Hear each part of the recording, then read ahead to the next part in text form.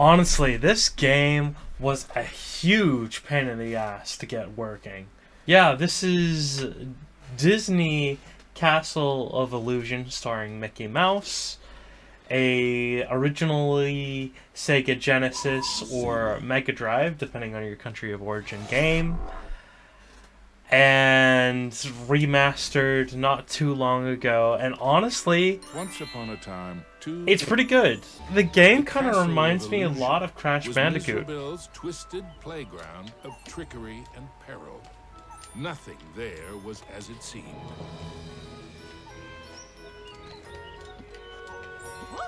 Having a Cuphead moment. And honestly, the game's pretty good, but the final boss difficulty peak is actually pretty tough. It took me ages to beat that last boss. Like good solid reactive platforming.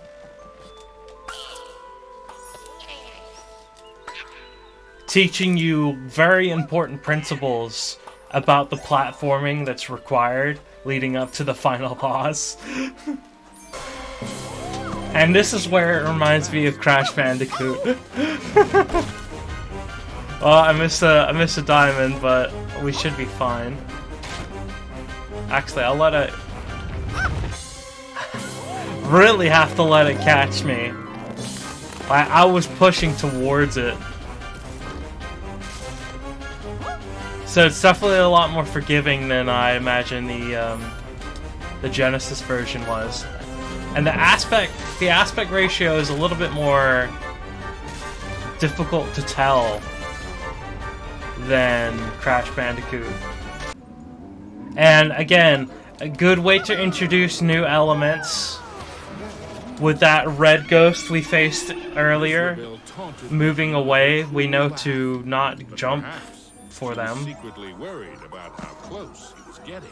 And it wasn't a threat to us initially, but we could see there they are now, you know what I mean?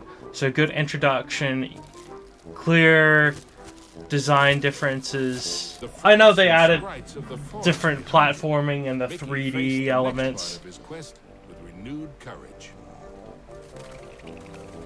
Like just the artwork. Artwork's actually really good. He was no friend to Mickey. Our first boss. The bosses in this are really fun. But I don't think these early bosses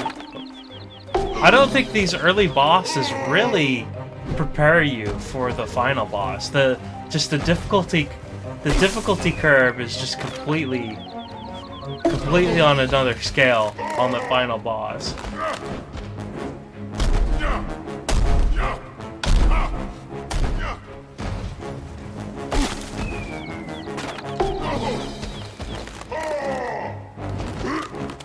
And again, this is very similar to like a Crash Bandicoot boss as well. But who knows? If it was very similar to this in the original style, then Crash Bandicoot has similar bosses to this, not the other way around. Oh, I love how Mickey's foot interacts with the thing in front of him, the block. That's really clever. Carefully, for the cards weren't playing fairly. Again, visually. Again, introducing good way of introducing new element is showing the cards face up. And it shows me that it's gonna move away. Gotten so close. He was certain he'd do better next And again, this is like a bonus level, so I can try it as many times as I want.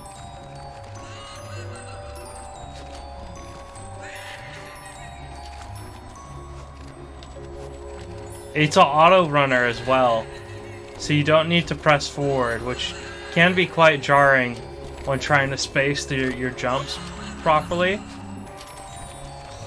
That transition wasn't the smoothest. There we go. Now, Mickey knew how it felt to be a rabbit in a magic act.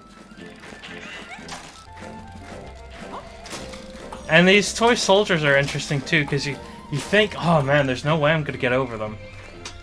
But then you just hold that jump button and you try to maneuver in midair, you know what I mean? Quite, probably the most satisfying enemy.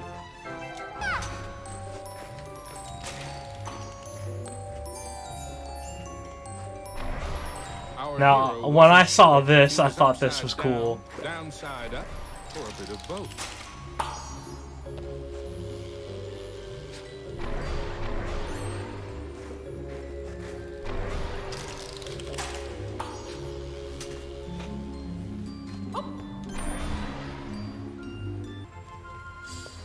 Okay, and then this was another clever thing, using the mirror.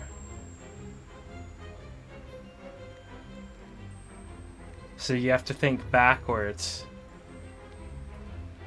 Or just use the way you're facing.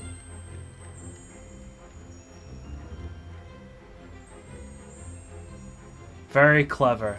I think the Jack in the Box might be my favorite boss. I don't really remember though. Now this is an element that is in the final boss.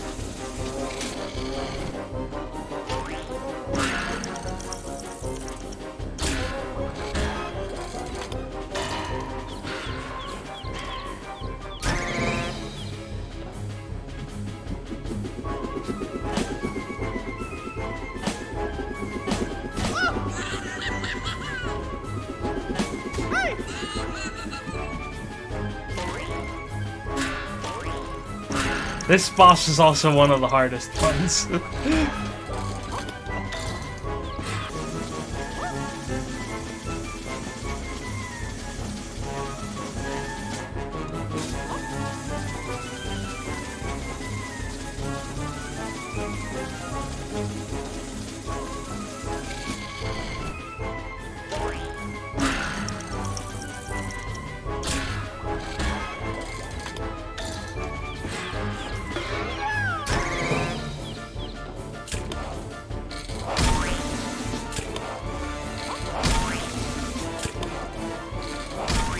Again, adding new things. And showing that some bosses have area of effects, which is also in the final boss.